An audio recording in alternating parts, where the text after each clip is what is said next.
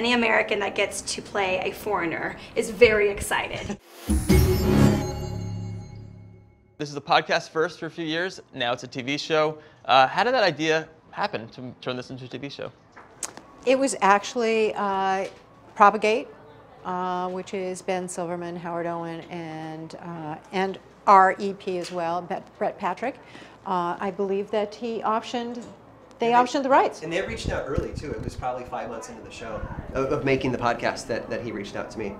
And there were a lot of production companies reaching out, but when you've got the pedigree of Ben Silverman and all of the different people involved in the team, it was an easy choice. And then so Valhalla became involved, right. And we brought on Glenn Morgan, who, as the showrunner, who, as it turned out, had already reached out to Aaron, was a huge fan of the podcast. So how do you choose from so many episodes and stories which ones become television episodes? We just put them in a box and then take, some of the episodes that I've created for the podcast aren't very character-driven. They're more theme-driven, and some of them are more character-driven. And it's easy to gravitate toward the character stories.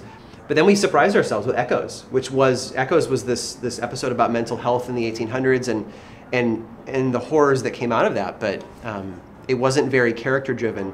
And yet for the episode of the TV show, we're able to go deep into the life of Dr. Walter Freeman, basically the pioneer in the ice pick lobotomy, as people like to refer to it.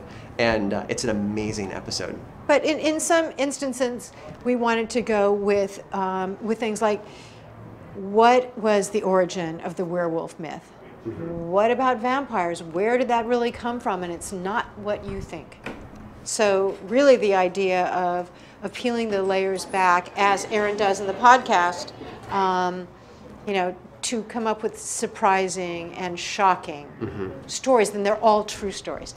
All of these things really happened to real people who suffered the consequences. As you're revisiting the episodes or the things that you did, do you add more information? Do you update the podcast or update the story for TV? I never go back and update the podcast, but you're never really done covering a topic. So if you dig in for one episode and talk about vampires and some of their origins, there's a lot of material out there, new stories that you can cover. And I've gone back and I've added on, here's another episode on this same topic. Sometimes you just have to. The story's there and it needs to be told. I think one of the things that was important with the first season of this show was we're trying something very different in the format of the show, where it is this mix of scripted scenes with talented crew, but also some documentary elements and some animation. And it's a little different. And so going with the topics we went with this season help us get in with some safe and comfortable, like people know vampires, they know werewolves. And it's you walk in understanding what you're getting into, and then the format is a little new. And then you get it, and then moving forward, we can really explore.